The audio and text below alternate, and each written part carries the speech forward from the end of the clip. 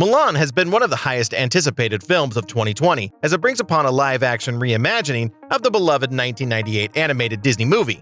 The film surely has much going for it in regards of representation, as it features an all-Asian or Asian American cast.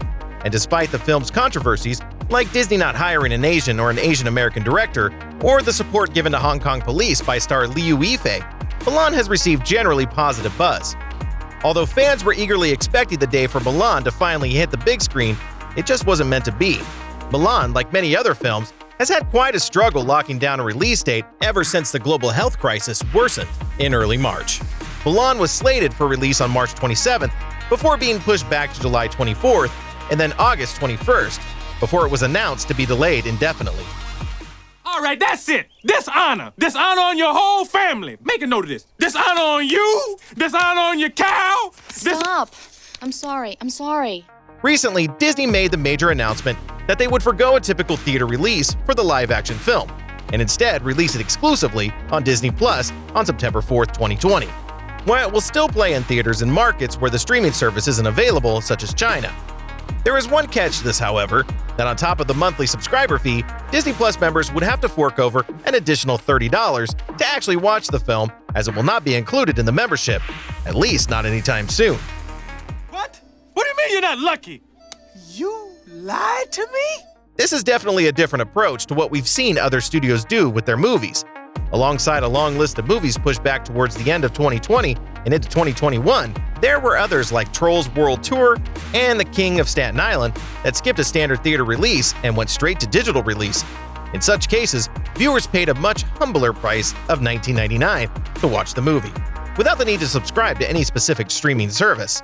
So you may be wondering why Disney would take such an approach for a major tentpole film like Mulan. The simple answer would be out of necessity. 2020's Mulan was an expensive film to produce at a cost of $200 million, not to mention what they spent on advertising, such as their 2020 Super Bowl TV spot. And with no certain release date in sight and an already saturated release calendar, Disney had to quickly find a way to recoup at least part of their investment. This is clearly a different situation compared to that of the $125 million Artemis Fowl, which, although scheduled for a theatrical release as well, was sent directly to Disney Plus for subscribers to watch back in June without any premium upcharge. Disney had clearly recognized the film as a misfire and avoided the trouble of spending more on a movie that would have likely become a flop regardless of when it released, and in the process added exclusive content to Disney Plus at a time when its service was lacking in new content.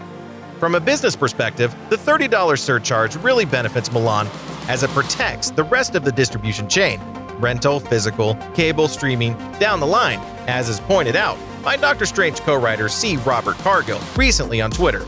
Anyone who opts out on spending the money to watch Mulan right away can just wait for the film to release on Blu-ray or on other video-on-demand services, as they probably would have already planned to do so anyway.